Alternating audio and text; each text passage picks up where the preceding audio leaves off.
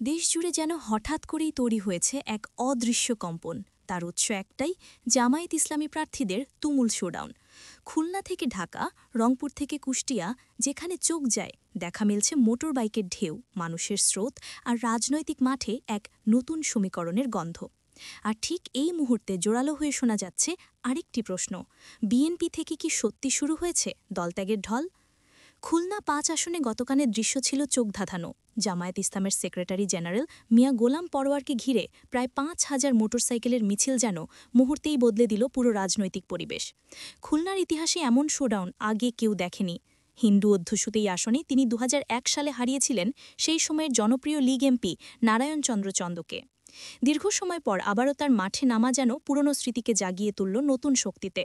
মানুষ বলছে এবার দাড়িপাল্লার গণজোয়ারে হাওয়া ভবনের প্রভাব উবে যাবে মুহূর্তেই। তার বিপরীতে বিএনপি মনোনীত করেছে অতীতের বিতর্কিত মুখ আলী আসগার লবিকে, যিনি হাওয়া ভবনের অন্যতম নাটের গুরু হিসেবে পরিচিত। বহু বছর আগে বিদেশ পাড়ি দিয়ে বলেছিলেন তিনি আর রাজনীতি করবেন না, কিন্তু শেষমেশ হঠাৎ ফিরে এসে প্রার্থী হওয়ার চেষ্টা মানুষ কতটা গ্রহণ করবে? সাধারণ মানুষ বলছে ব্যালটই এবার তার উত্তর দেবে। শুধু খুলনা নয়, গত ২৪ ঘণ্টায় ঢাকার ভিতরে বাইরে জামায়াতের শোডাউনের বন্যা নেমে গেছে। কুষ্টিয়া ৩ আসনে নমিনি মুফতি আমির হামজার শোডাউন ছিল অভাবনীয়। মোটরসাইকেলের লাইন যেন কোথায় শুরু হয়ে কোথায় শেষ হয়েছে কেই বলতে পারে না।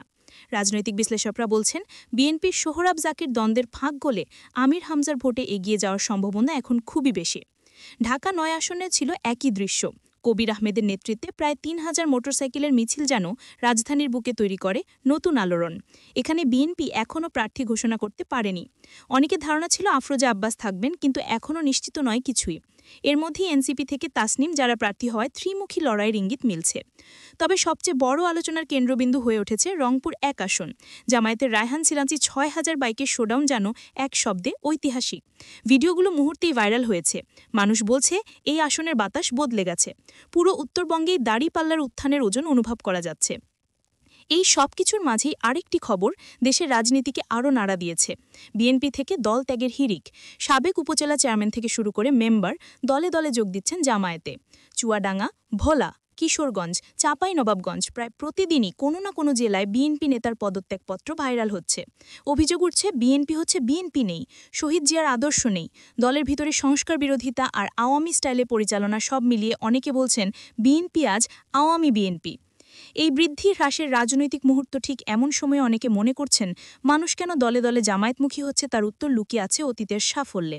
বিশেষ করে ২০০১ সালের কৃষিখাতে শহীদ মতিউর রহমান নিজামীর নেতৃত্বে দুর্নীতিমুক্ত সফল মন্ত্রণালয় পরিচালনার স্মৃতি এখনও বলিয়ান কৃষক সমাজে। ১৯৯৫ সালের সার দুর্নীতির সময় যে বিএনপি সরকারের গুলিতে ১৮ কৃষক নিহত হয়েছিল তার স্মৃতিও আজও রয়ে গেছে বুকের ভেতর। কৃষকের চোখের সেই কান্না, মহিমাগঞ্জ রেল স্টেশনের রক্তমাখা মাটি, সেই দিনের আর্তনাদ যেন মানুষকে এখন মনে করিয়ে দিচ্ছে কারা কৃষকের পাশে থাকে আর কারা গুলি চালায় তাদের উপর।